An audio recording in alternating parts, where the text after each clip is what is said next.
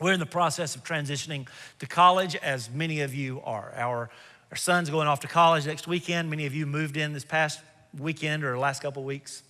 So it's an interesting time for us.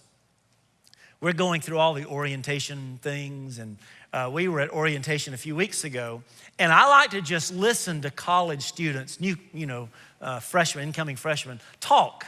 So they're huddled up and they're talking. So we're at orientation. I'm overhearing these conversations, and I heard this one conversation that went like this. Somebody said, "Man, I can't believe I'm finally here. I finally have freedom. I can finally do what I want to do. I'm finally out of the house." And I'm thinking to myself, when you're in college, you're not finally anywhere. I call it the folly of finality. When you think college is the end all, we finally made it. Look, you have a misunderstanding of what college is, because college doesn't last. If you're there to have fun, you might have fun for 1, 2, 3, maybe 4 years, but then that's going to come to an end. When you are in college, you're not finally anywhere. Now, let me just say this. Every college student sees college in one of two different ways. Number one, they see college as an end unto itself. I'm finally here. I've finally arrived. Or a college student sees college as a means to something much greater and something much more important. In other words, they don't see themselves as a college student as much as they see themselves as a professional in training, getting ready for what's next. Now, here's the point. However a college student sees college will determine what they do while they're there.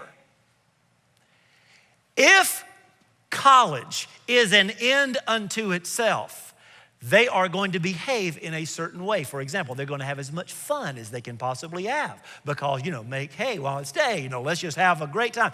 However, if they see college as a means, not as an end unto itself, but as a means to a much greater end, their time in college will be marked by discipline. Instead of having fun, they might find themselves in the library preparing for the test. They'll have a discipline and a self-control because they realize that college is something that comes to an end and gives way to something far greater and something far more important. People, listen to me, folks. You see life in one of two different ways. Every human being must decide, is this life an end unto itself? Is this all there is? Or is this life merely a means to something much greater and something much more important? Paul addresses this. The author of our letter this morning, he essentially says this: if there is no resurrection, 1 Corinthians chapter 15, I love that chapter. Usually hear it on Easter. 1 Corinthians chapter 15, Paul says, if there is no resurrection, in other words, if this life is all there is, Paul's words, Paul says, let us eat and drink, for tomorrow we die. In other words, Paul says, if this life is all there is, live it up while you can, because if it's an end unto itself, there's nothing else that comes after. But then he says this: for our light and momentary troubles in this life are achieving for us an eternal glory that far outweighs them all. So we fix our eyes not on what is seen, but on what is unseen. Since what is seen is temporary, but what is unseen is eternal. See, Paul says your life is not an end unto itself.